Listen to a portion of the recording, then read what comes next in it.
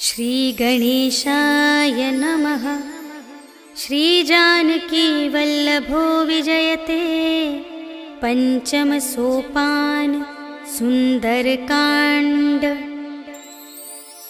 शान्तं शाश्वतमप्रमेयमनघं निर्वाणशान्तिप्रदं ब्रह्माशम्भुफणीन्द्रसेव्यमनिशं वेदान्तवेद्यं विभुम्।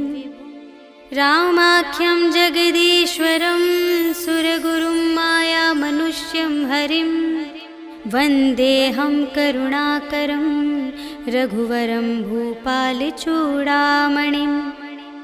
नान्या स्पृहा रघुपते हृदयस्मदीये सत्यं वदामि च भवानिखिलान्तरात्मा। भक्तिं प्रयच्छ रघुपुङ्गवनिर्भरां मे कामादिदोषरहितं कुरु मानसं च।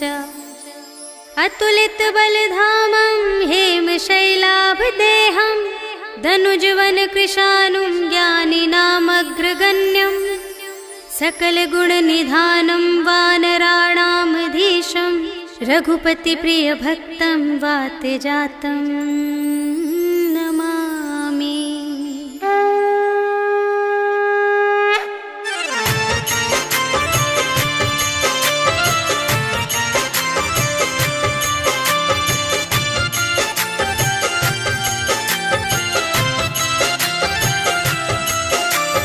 जामवंत के वचन सुहाए सुनि हनुमंत हृदय अति भाए। तब लगे मोहि परखेहु तुम भाई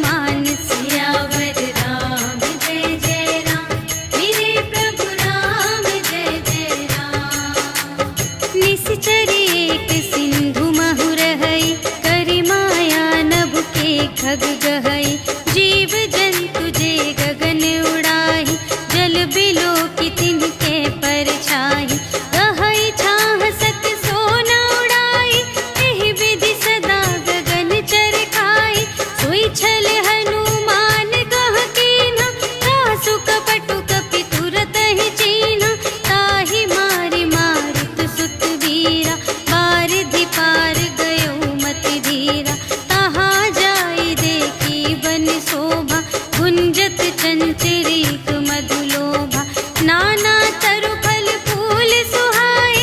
खग मृग वृंद देखी मन भाए, शैल विशाल देखी एक आगे।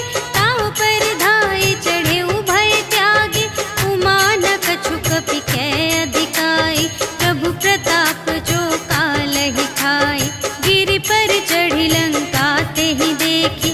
कही न जाई अति दुर्ग विशेषी, अति उतंग जल निधि चहु पासा। कनक कोट कर परम प्रकाशा, कनक कोट विचित्र मणिकृत। सुंदरायतना घना चहु हट्ट हट्ट सुभट्ट वीथि।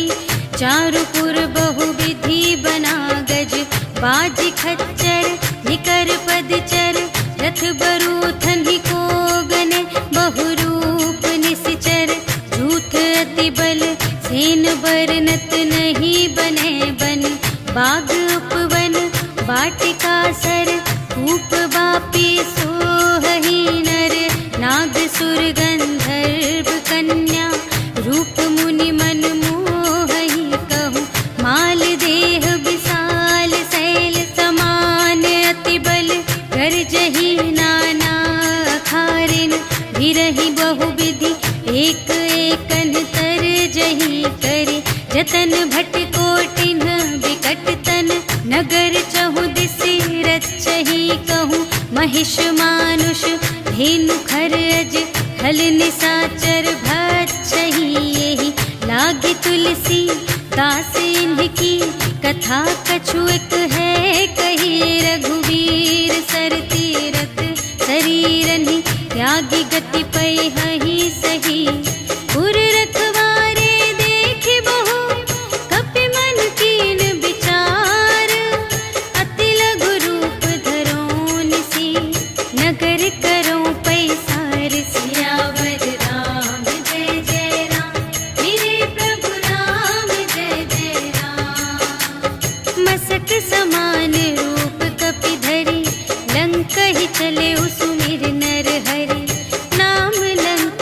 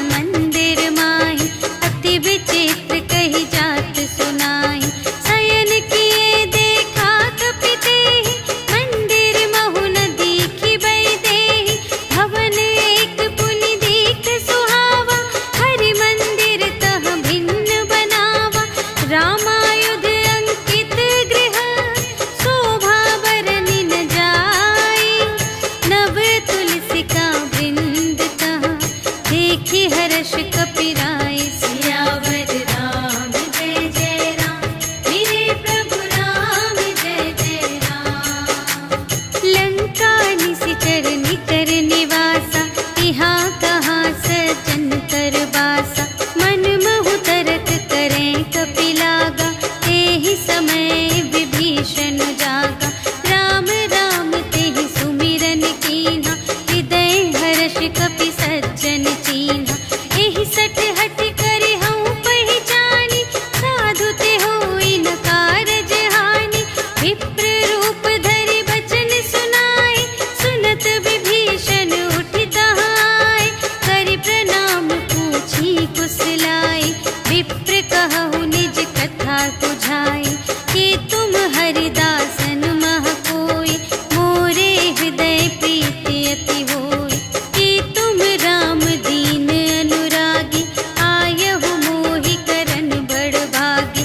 तब हनुमंत कही सब, राम कथा निज नाम।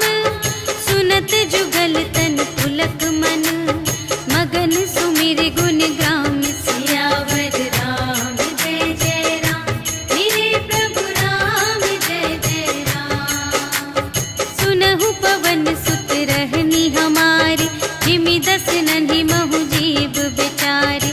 तात कबहु मोहि जानिय नाथा, करिहै कृपा भानु कुलनाथा। तामस तन कछु साधन नाही, प्रीति न पद सरोज मन माही।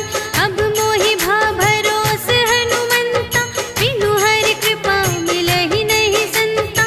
जो रघुबीर अनुग्रह कीन्हा, तो तुम मोहि दरसु हठि दीन्हा। सुनहु विभीषण प्रभु कै रीति, करहि सदा सेवक पर प्रीति। कहहु कवन में परम कुलीना, कपि चंचल सबहि विधिहीना। रात लेहि जो नाम हमारा, तेहि दिन ताहि न मिलै आहारा। अस में अधम सखा सुनु, मोहु पर रघुबीर।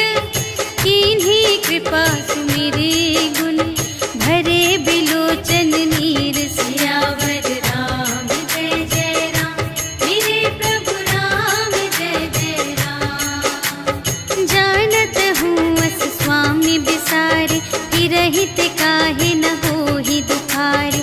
एहि विधि कहत राम गुण ग्रामा, पावा अनिर्वाच विश्रामा। उनि सब कथा विभीषण कही, जेहि विधि जनक सुता तह रही। तब हनुमंत कहा सुनु भ्राता, देखि चहऊँ जानकी माता। जुगति विभीषण सकल सुनाई, चले पवन सुत विदा कराई। करि सोई रूप गयो पुनि तहवा, बन अशोक सीता रह जहवा। देखि मनहि महु कीन्ह प्रणाम, बैठे ही बीति जात निस जाम। रिस तनु शीस जटा एक बेनी, जपति हृदय रघुपति गुण श्रेणी। निज पद नयन दिए मन, राम पद कमल लीन। परम दुखी भा पवन सुत, देखि जानकी दीन। सियावर राम जय जय राम, मेरे प्रभु राम जय जय राम। तरु पल्लव महु रहा लुकाए, करई विचार करूँ का भाई। तेहि अवसर रावण तह आवा, संग नारी बहु किए बनावा। बहु विधि खल सीतहि समुझावा, साम दान भय भेद दिखावा। कह रावण सुनु सुमुखि सयानी, मंदोदरी आदि सब रानी। तब अनुचरी करऊँ पन मोरा, एक बार बिलोक ममोरा। दिन धरि ओट कहति वैदेही, सुमिरि अवधपति परम स्नेही। सुनु दस मुख खद्योत प्रकाशा, कबहु के नलिनी करई विकासा। अस मन समुझु कहत जानकी, खल सुध नहीं रघुबीर बानिकी। सठ सूने हरियाने ही मोहि, अधम निलज्ज लाज नहीं तोहि। आपु ही सुनि खद्योत सम, राम ही भानु समान। परुष बचन सुनि काढ़िय से, बोला अति खिसियान। सियावर राम जय जय राम, मेरे प्रभु राम जय जय राम। सीता ते मम कृत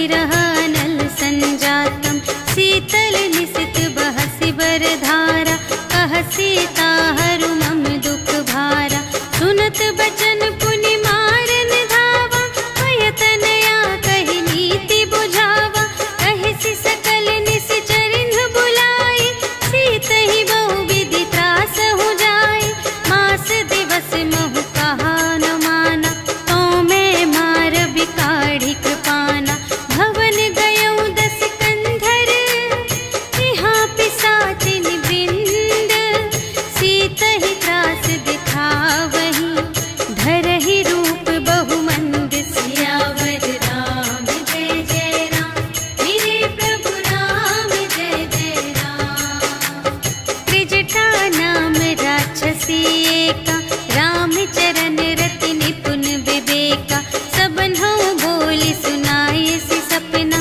सीतहि सेई करहु हित अपना सपने बानर लंका जारी जातु धान सेना सब मारी हर आरूढ़ नगन दस सीसा मुंडित सिर खंडित भुज बीसा एहि विधि सो दक्षिण दिस जाई लंका मनहु विभीषण पाई नगर फिरी रघुवीर दोहाई तब प्रभु सीता बोली पठाई यह सपना मैं कहूँ पुकारी होई ही सत्य गए दिन चारि तासु बचन सुनते सब डरी जनक सुता के चरणन ही परी जहाँ तहाँ गई सकल तब सीता कर मन सोच मास दिवस बीते मोहि मारे ही निश्चर पोच सियावर राम जय जय राम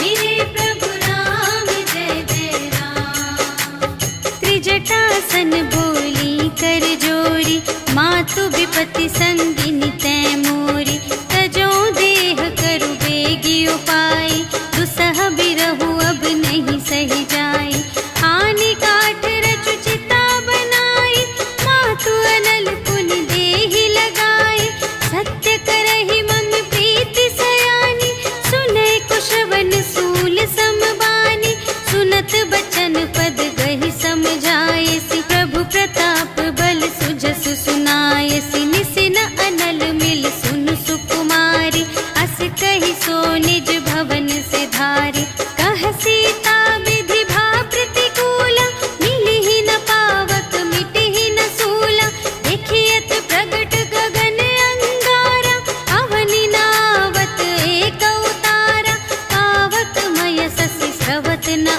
आगे मानहु मोहि जाने हथ भागी सुनहि विनय मम विटप अशोका सत्य नाम करु हरु मम शोका नूतन किसलय अनल समाना देहि अग्नि जन करहि निदाना देखि परम बिरहा कुल सीता सोचन कपिहि कल्प समबीता कपि करि हृदय विचार दीन्हि मुद्रिका डारि तब जन अशोक अंगार दीन हर्षि उठी कर गहेउ सियावर राम जय जय राम मेरे प्रभु राम जय जय राम तब देखी मुद्रिका मनोहर राम नाम अंकित अति सुंदर चकित चितव मुद्री पहचानी हर्ष विषाद हृदय कुलानी जीत को सकई अजय रघुराई माया ते असि रच नहीं जाई सीता मन विचार कर नाना मधुर बचन बोले हनुमाना रामचंद्र गुण बरने लागा सुनत ही सीता कर दुख भागा लागी सुने श्रवण मन लाई आदि हुते सब कथा सुनाई श्रवणामृत जेहि कथा सुनाई कही सुप्रगट होत किन भाई तब हनुमंत निकट चली गयो फिर बैठी मन विस्मय भयो रामदूत मैं मातु जानकी सत्य शपथ करुणा निधान की यह मुद्रिका मातु मैं आनी दीन्हि राम तुम कह सहिदानी नरवा न रही संग कहु के